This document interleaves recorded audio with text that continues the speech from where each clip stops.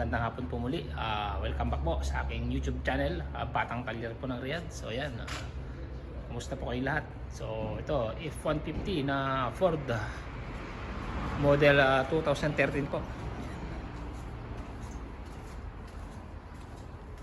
So kararating lang po nito. May problema po yung kanyang makina. May engine knocking po. So yun po.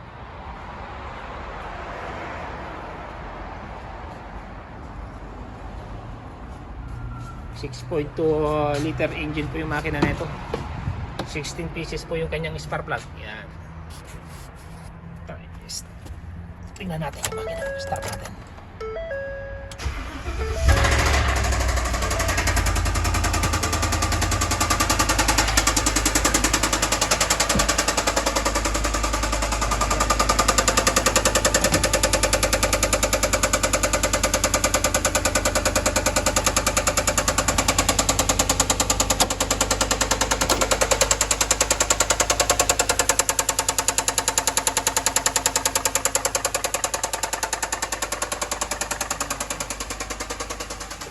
Problema po yung kanyang connecting rod. Ayun, nag-low pressure na yung kanyang langis. Ayan, mababa na po yung kanyang pressure. So either may problema po yung kanyang makina. So ayan, patayin na natin. Ayan. So pag nagkasundo po ng customer, bababa po natin to. 6.2 liter. Laki ng makina. So yun guys, ninegotiate po kami ng kaya ng mayari. So ito po guys, ito na yung F-150. So pumayag na po yung may-ari na gagawin natin yung kanyang makina, i-overhaul. General overhaul na po ito.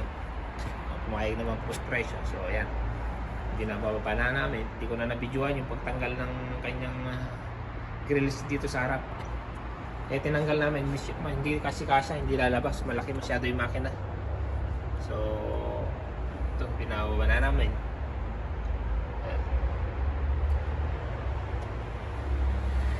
Pakalaki kasi 6.2 engine kasi ito. Kung expedition to, pwede lalabas yan. Pag hindi yung tatanggalin yung kaya ganyan yung itsura. Tanggal lahat.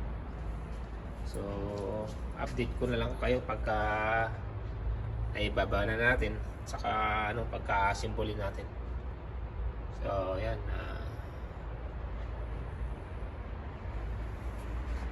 tanggalin ko muna. Kadubuhan kasi ito, hirap ibaba. Daming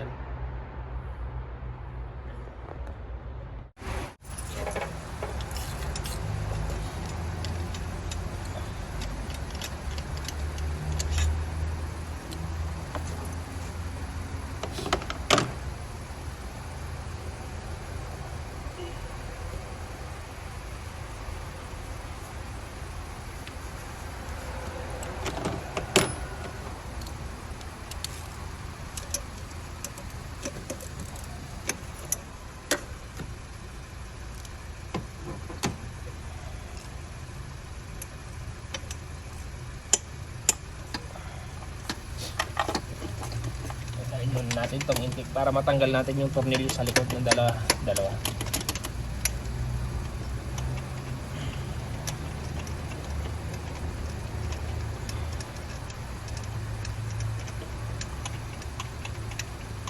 Masyadong malaki yung makina. Napasok ko sa loob. Shout out sa mga may warang F-150 dyan sa Pilipinas. Pero alam ko madalang ang F-150 sa atin na ganito, na 6.2 engine liters. Karamihan na diesel po yung mga makina yung nandyan dito sa Saudi. Karamihan naman hindi gasolina.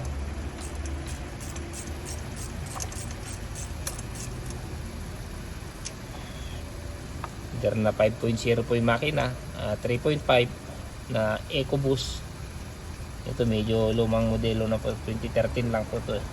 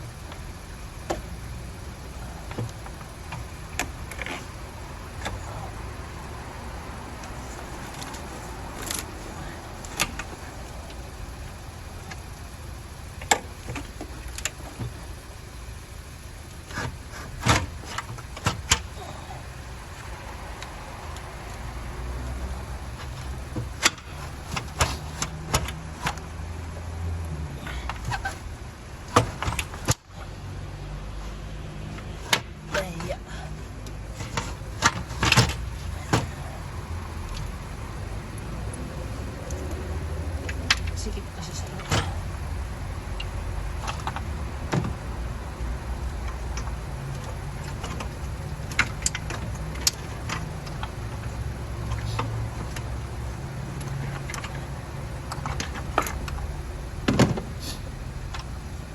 So yun guys,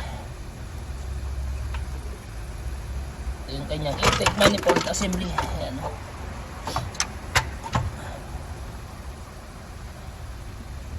Ito yung tatanggalin natin dalawang tornilyo sa gilid, sa loob.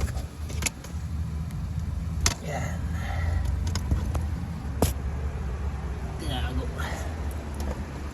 Iba muna natin yung talaga yung intake niya.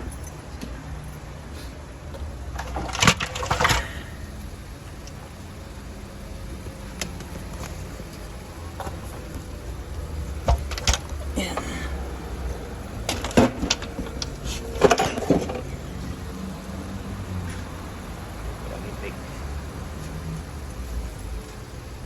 Medyo lumuluwag-luwag na, nababawasan na eh.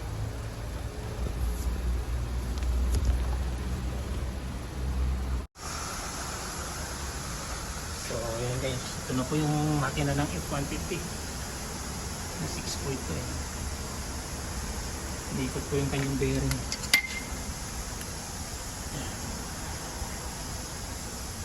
Sira po, ay darang papalit tayo ng silinyan niya.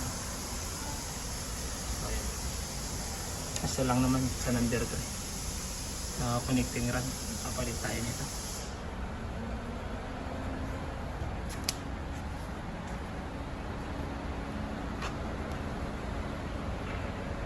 Ay, papalitan na rin natin yung mga piston ring niya, tapos lahat ng bearing, oil pump.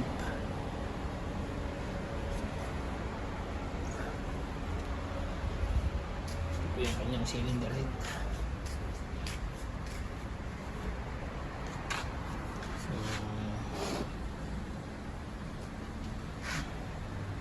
Tanggalin muna natin yung mga arak-araon yan. Ayan, bilaan.